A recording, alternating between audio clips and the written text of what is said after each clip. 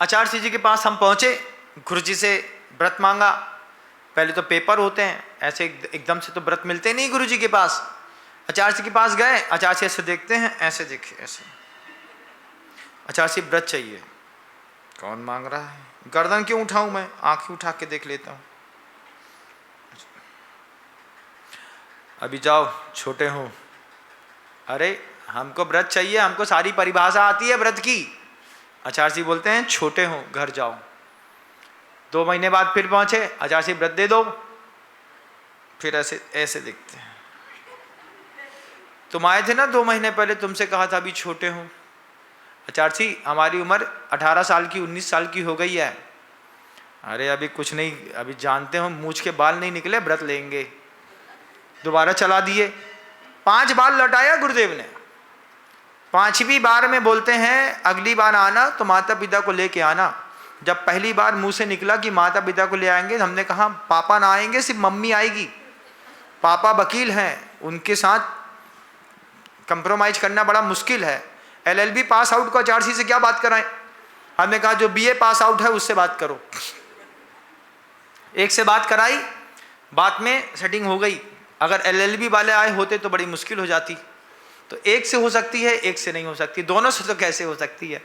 Overall जो भी हुआ, जब व्रत मिल गया, व्रत मिलने के बाद 4 साल तक तो फिर भी आचार्य जी ने बहुत अच्छे से रखा, राजा बेटा बना करके। उसके बाद जब दीक्षा दी, उसके बाद जो शुरू हुआ तो इतना कठोर जीवन था। मुनि बनने के शुरुआत के 3 साल ऐसे लगे कि जान निकल जाएगी, है ना। नैपकिन में हाथ लगा नहीं सकते, पसीना पोंछने कोई आ ही नहीं रहा है। अभी तो सुविधा है कि थोड़ा पसीना दिखता है तो बगल में 2 आदमी हवा कर देते हैं, एक आदमी पोंछ देता है। जब दीक्षा हुई थी तो 55 साधु का संग था। 55 साधु के संग में किस किस को देखें, किस किस की फिक्र कीजिए, किस किस को रोइए। तो आराम बड़ी चीज है, सर ढक के सोइए। तो वह श्रावक वही करता था। अब 50-55 में किसकी फिक्र करें। रात में गर्मी है, दिन में गर्मी है। आचार्य जी के सामने 4 लोग हवा कर रहे हैं। हमने अपनी खिड़की से देखा कि गुरु जी को तो 4 लोग हवा कर रहे हैं, यहाँ तो हाल बेहाल है, यहाँ तो कोई हवा करने वाला ना है। बोले फिर क्या हुआ महाराज। अरे फिर क्या, वही हुआ था जो होना था। उनकी सेवा करने वाले 4 लोग थे, अपने यहाँ कोई नहीं था। मच्छर थे, हवा करते थे कान में, भुन। हमने कहा हमारी किस्मत में यही मिले हैं और कुछ नहीं। आचार्य जी ने हर कठिन दौर से हम लोगों को शुरुआत के 3, 4, 5 सालों में गुजारा। एक दिन जब आचार्य जी से थोड़ा हम लोग सहज हो गए, तो आचार्य जी से सहज होने के बाद गुरु जी से कहते, आचार्य जी बहुत कठिन है मुनि मार्ग। बोले इतना कठिन नहीं है जितना कठिन यहाँ दिख रहा है। तो जैसे वो बोले तो हमने कहा ऐसा क्यों। बोले आचार्य जी के जो उत्तर था वो बड़ा गजब का था साहब, सुनने लायक चीज है। पूज्य गुरुदेव कहते हैं बचपन में जब बच्चा पैदा होता है ना, आचार्य जी ऐसा बोलते, समझते हो, ऐसा बोले, नम्र तू ही है ना। हमने कहा जी आचार्य जी। बोले वो जब बच्चा पैदा होता है तो घर में गर्मी के दिनों में भी एक दाई आती है। दाई समझते हो। हाँ आचार्य जी समझते हैं, दाई आती है।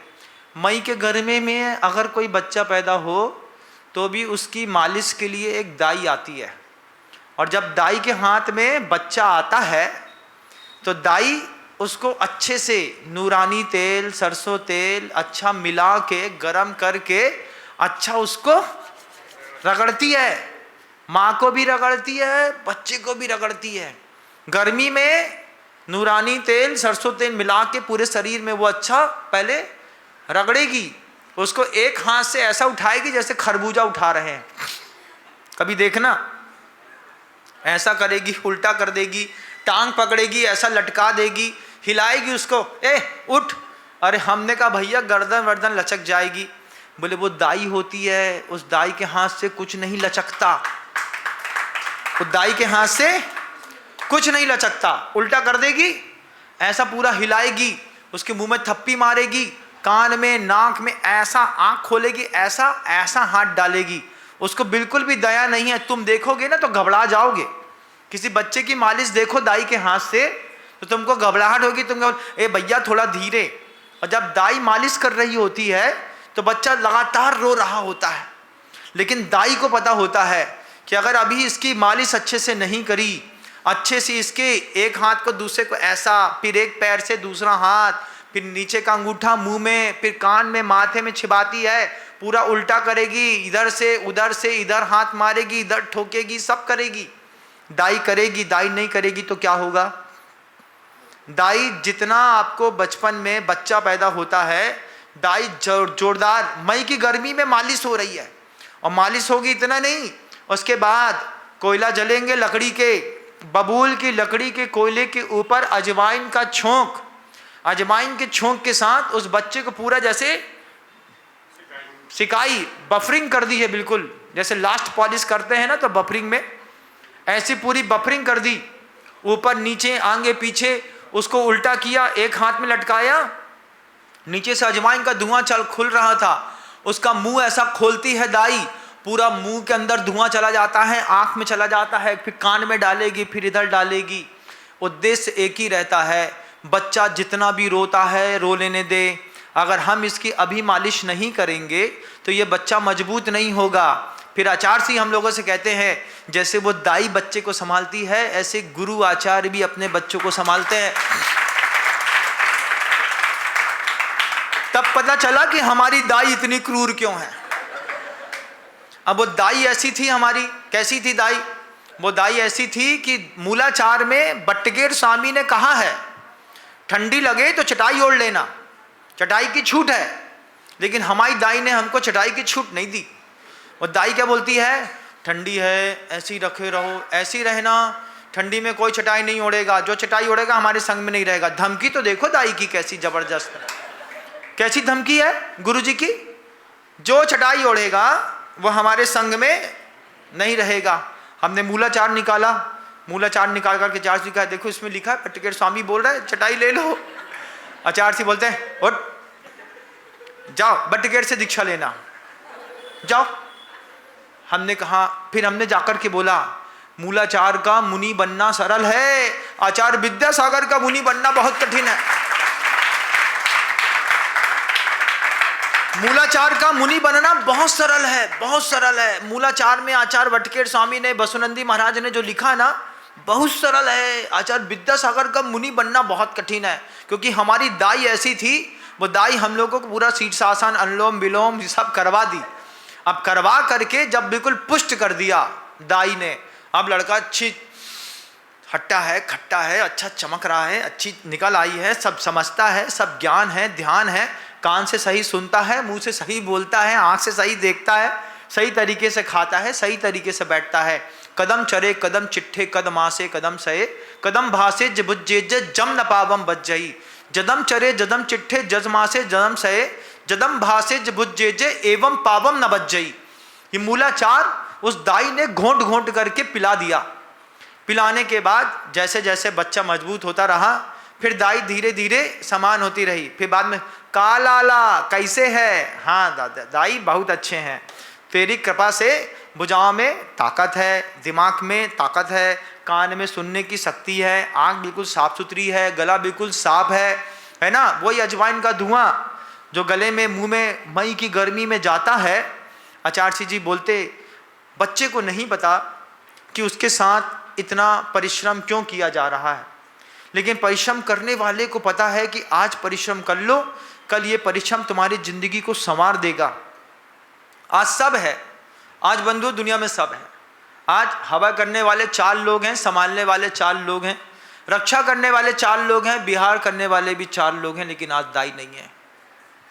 अगर आज दाई नहीं है तो हम तो दुनिया को बताएंगे ना कि हमारी दाई ऐसी थी। बताओगे कि नहीं बताओगे? बताएंगे भाई, हमारी दाई थी, हमारी दाई ने हमको इतना पाला है, हमारी दाई ने इतना संभाला है। क्यों काहे बताएंगे? प्रेम है तो शुभकामनाएं, नहीं है तो सहानुभूति।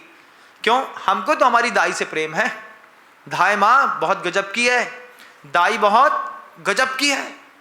उस दाई ने अगर उस जीवन से निकाल करके इस जीवन में नहीं डाला होता। गुरु महाराज थे,